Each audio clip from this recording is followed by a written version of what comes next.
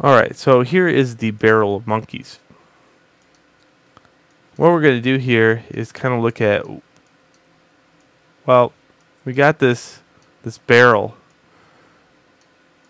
It's got UVs on it and everything, but what can we do to make it a little bit better?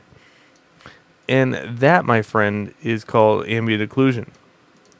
So you could bake the texture, sure, but why would you do that? Because the textures are already kind of on the material, on the object. So it wouldn't be any advantage other than baking the shadows in, but you wouldn't want to do that either, because this is why. What if the barrel fell over? Well, the shadow would change on the barrel. So you don't really want to bake assets that much.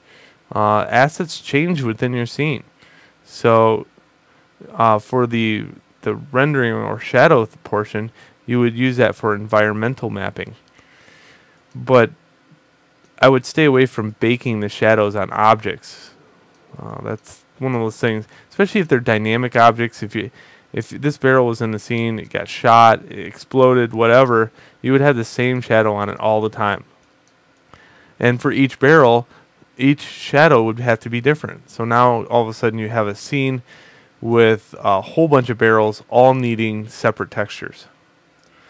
Rather than that, what we look at is a thing called ambient occlusion, which bakes the shadows of the object on the object. So in other words, underneath this little lip, you would experience a little bit of shadowing. In this area right here, you would experience a little bit of shadowing. So that's ambient occlusion. Now, ambient occlusion does take a little bit longer to calculate. There's no doubt about it. Remember, I have two different things here. I have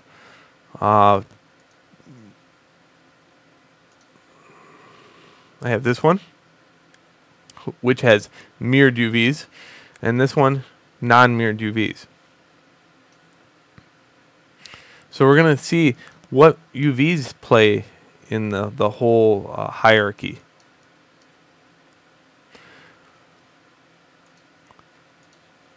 Okay, first off, let's go to rendering.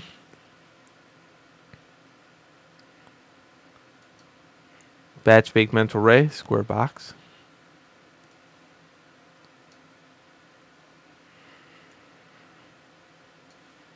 Now what I want to do is assign a new material to this before I bake. The reason for that, I don't want to over topple the original. So I'm going to make one just standard Maya, a Lambert, and I'm just going to throw that Lambert right on there. Again, this is just a precautionary thing. You might want to test the system to make sure this is really feasible or needed, but I like doing it just in case.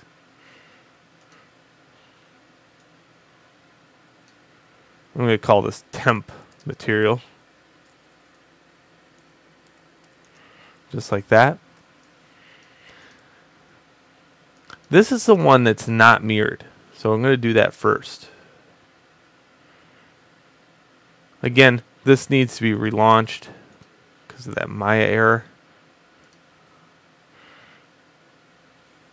I'm going to use bake set override. I have to set a project. So in this case, it's barrel of monkeys. Not light in color, but ambient occlusion or occlusion. I'm going to leave the occlusion rays alone. Call this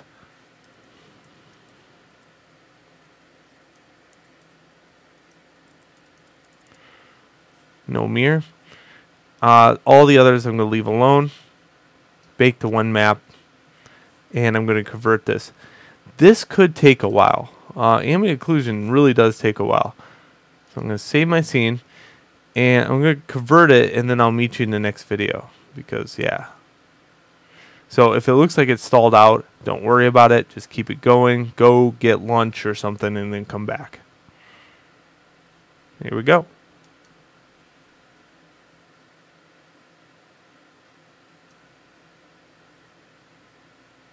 Actually, it looks like it's going pretty good. So there's 10%.